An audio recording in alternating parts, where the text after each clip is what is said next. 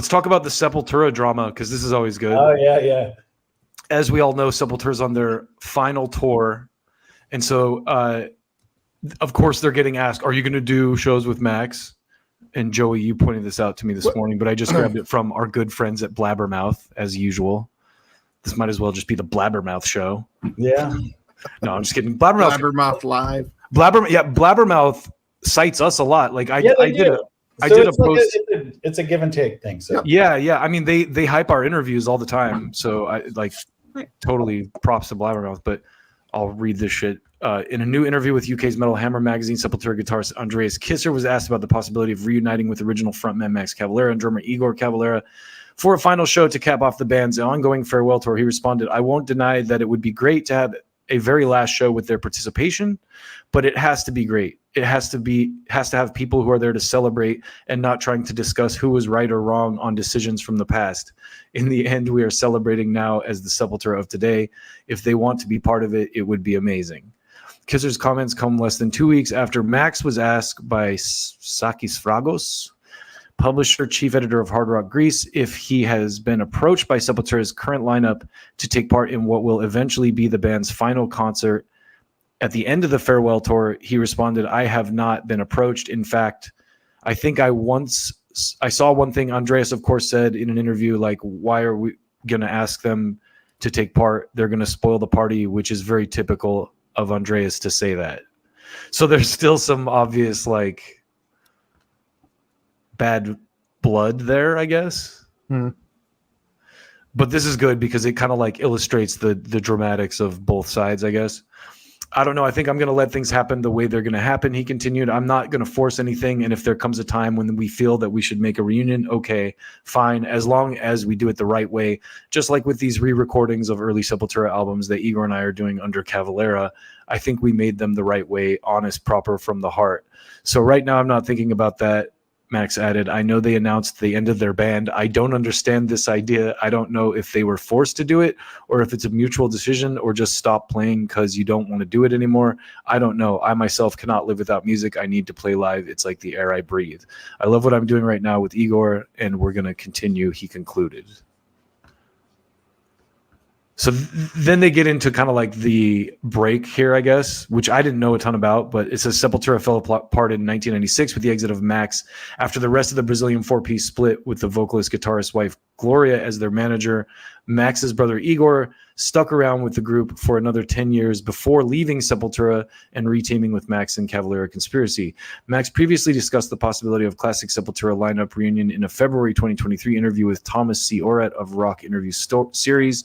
He said, "I'm very busy right now with all the projects because I've got so many, Soulfly being my main band, but also Go Ahead and Die with my son, Igor, and Killer Be Killed, and I'm already playing a lot of the stuff with my brother.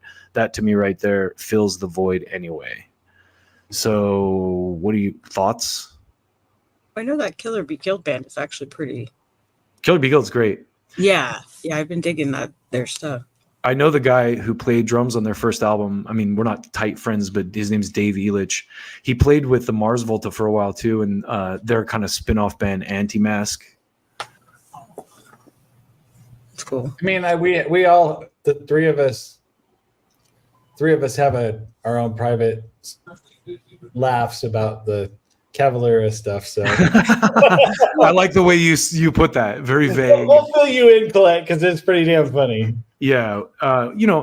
It's tough to say. I just saw Andreas Kisser.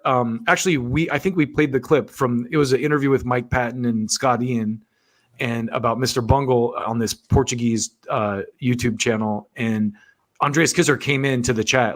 It's like Andreas has entered the chat and they were kind of bullshitting and stuff. So, but I know Mike's still friends with Max too. I just saw them doing some shit on Instagram. So, it's interesting. Like I can't say who's the bad guy in the situation, but I have some ideas. Yeah. I have some thoughts. I got a book. I got Max Cavalera's Max's autobiography. I got that signed a few months back, but I didn't get a chance to ask him anything. So it did always not to be too personal, but it did always seem almost like kind of like a Yoko thing.